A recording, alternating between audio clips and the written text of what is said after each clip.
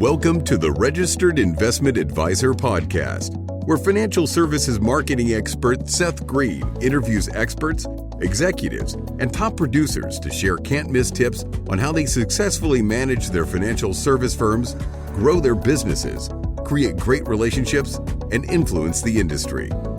And now, here's your host, Seth Green. Welcome to the RIA podcast. This is Seth Green. Today, I have the good fortune to be joined by Dr. Fred Saide of Money Matters USA. Dr. Fred's a frequent speaker and published newspaper columnist on subjects like Social Security, IRAs, 401ks, and retirement plans. He's been published in the USA Today and Gannett Media. He's got a weekly radio program, a podcast, and a weekly video podcast as well. Dr. Fred, thanks so much for joining us. My pleasure. Thanks for having me. I really appreciate it. Of course. Let's go back in time a little bit. How did you get into the business in the first place? Interesting question. I was teaching, and then I left teaching because there wasn't enough money in it, to tell you the truth. And I got into consulting. And from there, I said, you know what, I think I'd like to own something, which you don't in consulting. And so I segued first to Wall Street, and I enjoyed that. I enjoyed the combat of being in a market that's an auction market and, discounts the future. And so you're always shining up your crystal ball and saying, am I guessing right? And when you're playing with the house's money, you have to be very careful.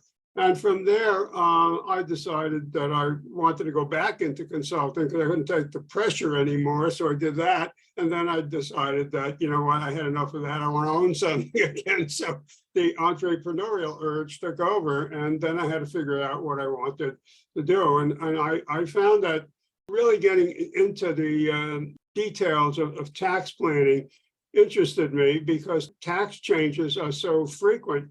Now, it used to be once every 4 years, every 2 years, every year. And now we're at the point where, every few months we get a tax change.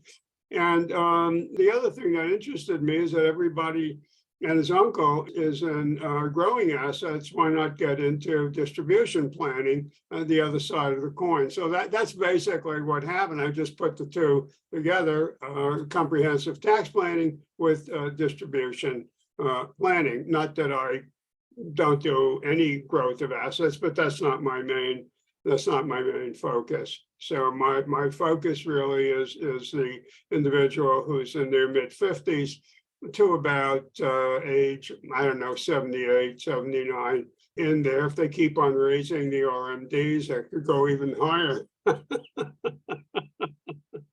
Absolutely. You've been at this a long time. Who's an ideal client for you? Oh, an ideal client for me is someone who either has a lot of products but no plan, or has one of these monster plans that's gathering dust on the shelf and they never refer to it. Someone who would like to get a second or third opinion. There's absolutely no reason why you shouldn't get a second or third opinion. If you had a problem and you had to see your doctor, and the doctor said, you've got to cut off your leg, you say, before you cut my leg, I'm going to get another opinion. And so I think the same thing is true. The other thing is it's not a one and a done. Everything changes. It changes constantly, and you need to keep up with it. And I think that those are imperatives. Also, the small business owner who's very wrapped up in the business. Every small business owner believes that their business is worth $1 million plus. That's not necessarily true. And they need an exit strategy. They need a wealth development strategy. And their family needs to, be able to generate income at some point, unless your object is you're going to be carried out on your door and you're never going to retire. If that's the name of your game, your family still has to be, protected. It can't be anything worse than you're gone and telling the widow there's no money in the account. So I'm sorry, you're just going to have to go on welfare. Imagine giving that message. So if you want, it's the person who's thinking about retirement, person's in retirement, or the small business person. Most of my clients are analyticals because we have a very detailed planning process. Our binder has at least 12 tabs to it. We guarantee people 6 meetings. They have access to me for 30 days afterward.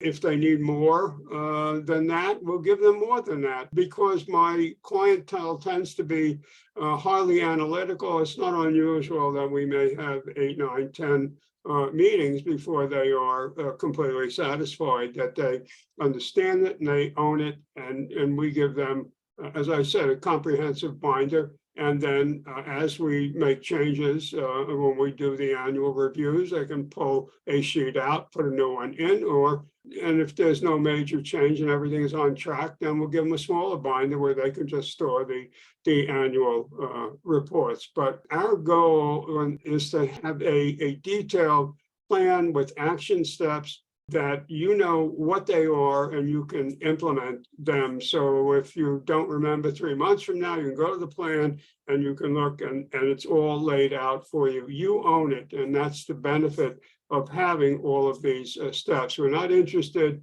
in doing a 3 meeting where we find out what you've got, then we give you a plan, then we move your assets. That's 3 meetings. We don't do 3 meetings. We tell people, we're not trying to sell you anything. If you're a fit for our practice, great. If you're not a fit for our practice, that's also. And so we're not in the pickle barrel business and saying, put your hand in and see if you find something you like, but that's not what we're doing. That makes a lot of sense. Has your approach to managing risk and client expectations changed at all throughout your career? And if so, how? Yeah, it changed dramatically, as a matter of fact, because like many other people coming out of a Wall Street background, I thought risk tolerance was something that the lawyers did, and it was something we have to get. We got to get your account open, and and the legal eagles insist that you do this, and sometimes they would say, hey, you do it for me, you know what I want. We'll just sign anything you put in front of us. So, but now I realize that risk tolerance is very, very significant, because you really get into the behavioral, the psychometric portion of it, and we use one of 2 firms for the risk tolerance. And the other thing that we found out is risk tolerance changes. And if the market is up, your risk tolerance is go for it. And on the other hand, if you just lost a lot of money in the market, then all of a sudden you now are rather conservative because you are afraid of losing more. So risk tolerance is something that we repeat every 2 years, because we want to know exactly where you are at that moment. Now, when we also do risk capacity, and risk capacity is also measurable. I never did risk capacity, I'd say until about 5 years ago, when I realized that risk capacity is not behavioral, it's quantifiable. It's your age, it's your, what do you want your money to do for your income? What do you want your money to do for your investments? Where do you want to live? Do you want to leave an inheritance? Are you married? Are you divorced? Have you been divorced 2 or 3 times? What's your appetite? For risk, for life. What? So those are very, very specific, and those don't change all that much. Those are the 2 things that we focus on, and I take them very seriously. And oftentimes people will come in and I will say, can I see a copy of your risk tolerance report? And I say, I don't have it. It was only done once. I've been with this person, for 13 years, and they never redid it. Then the other thing that we realized, and I didn't realize this, again, this is all my own growth over the past, I'd say 5, 6 years, is that portfolios have their own risk tolerance. And so oftentimes people don't realize how much risk they are taking. And so you can spec their risk up with the risk that's in the portfolios and overlay the 2. And then you often get this answer that I didn't realize I was taking that much risk, or I might want to take a lot of risk on one Hail Mary, but I don't want to take it on, across the board. And the other thing that I find is that, whether deliberate or otherwise, there is a confusion between risk tolerance or volatility and confusing that with risk. And my definition of risk is not a textbook definition, but it's a very, very simple definition that people can relate to. And what I try to teach is that risk is what remains when everything that you have thought of doesn't happen. This is the thing that you didn't think of, and this is the thing that happened. So how will you react to an unplanned event, whatever that might be? And that's a very easy way to understand risk.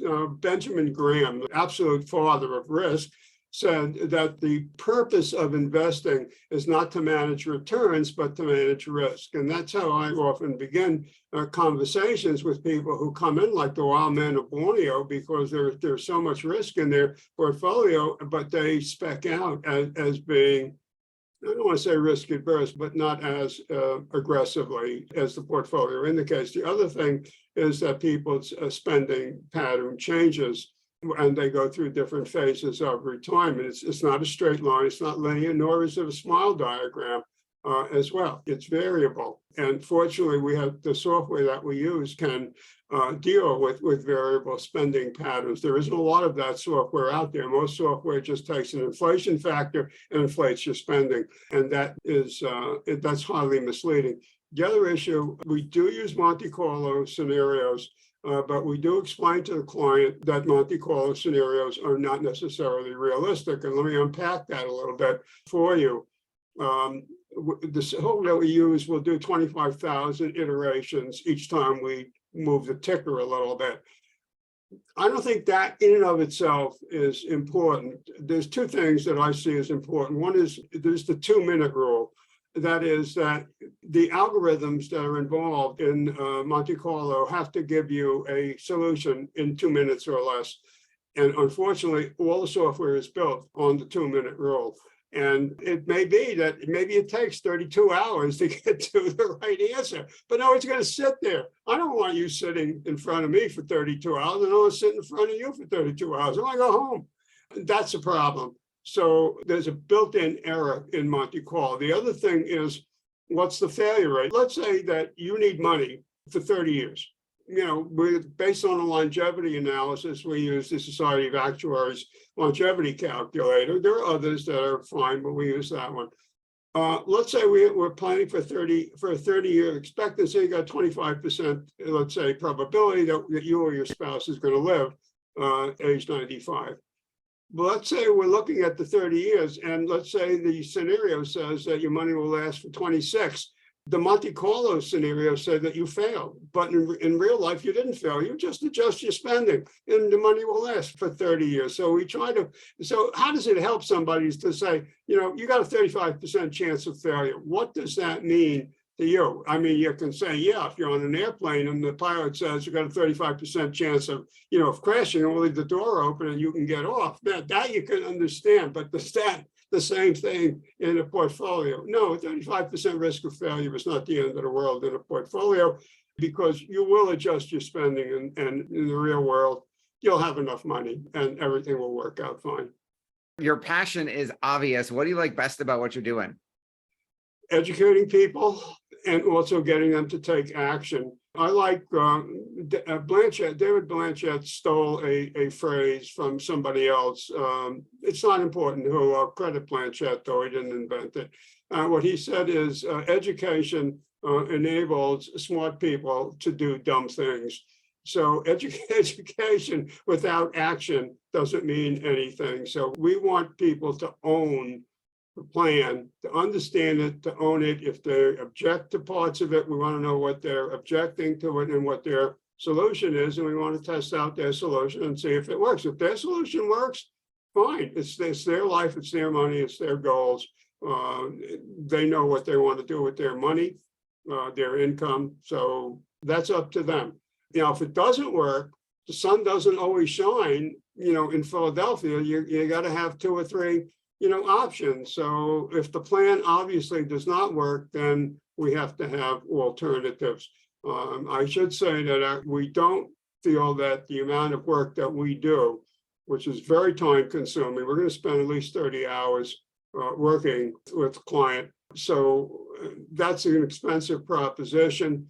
And therefore, we feel that having less than 1 million investable is a waste of your time and a waste of our time. And we will refer, and we do. We give a lot of referrals out to other advisors and other brokers and so on. We'll work with people who have lesser assets. We just can't do anything that makes any sense because they can't really afford us. We are fee-based, and we make no bones about the value that we provide. And we don't run the meter every time somebody calls. We want people to talk to us. That's absolutely essential. If they don't talk to us, we don't know what they're doing, and we don't. And we also do not charge for held away assets. We don't charge for cash values of life insurance or annuities. I know some advisors do. I think that's unreasonable and taking advantage of people, but that's my opinion. The other thing I should point out is sometimes people think that, you got a fee or you got a commission, you're putting it right in your pocket. That's not true. I'm on a draw, and it doesn't matter to me whether you buy or you don't buy. It's not going to impact my draw. If we have a good year, my draw or my bonus may be larger, maybe I don't get a bonus, but whether or not you buy, you don't buy, you become my client, you don't become my client, hey, you know what? Life as we know it will not end one way or the other. One client, more or less, not going to make our business. Absolutely. Well, we know your time is incredibly valuable. We greatly appreciate you spending some of it with us. Where is the best place for our folks to go to learn more about you? Well, the easiest thing is to go to our main website, which is moneymattersusa.net, moneymattersusa.net. You'll see our blog, our podcasts, a lot of that curated content, and phone number to reach us. Our local number is 908-396-7026, 908-396-7026. We have an 800 number. A lot of people don't like our 800 number because we use a recording service. It's not a machine, it's not here in the office. It's a recording service. The reason we do is we don't want the information to be telescoped. And we want to know what you want, what you said. And we record everything. We record all the meetings, either this kind of meeting we record, or if it's in the office, we'll record it with a digital recorder, or if you agree, we'll do a video of it and we share it with you. So that's the other thing. You have the identical record that we have. We share everything with you, including our notes. So we are 100% transparent. Just you see me, you see glass, you can see right through. And we find that that's the most effective way of establishing trust with people. We don't withhold anything, and we tell them how we use the money that we earn. And better than 60%, as I said, goes into we're running a business, goes into running our business. It does not go into my pocket. All right. Well, again, we greatly appreciate you spending some time with us. This has been Seth Green with Dr. Fred Saide of moneymattersusa.net. Thank you all for watching or listening. We will talk to you or see you next time. Thank you very much. I appreciate you having me. Thank you.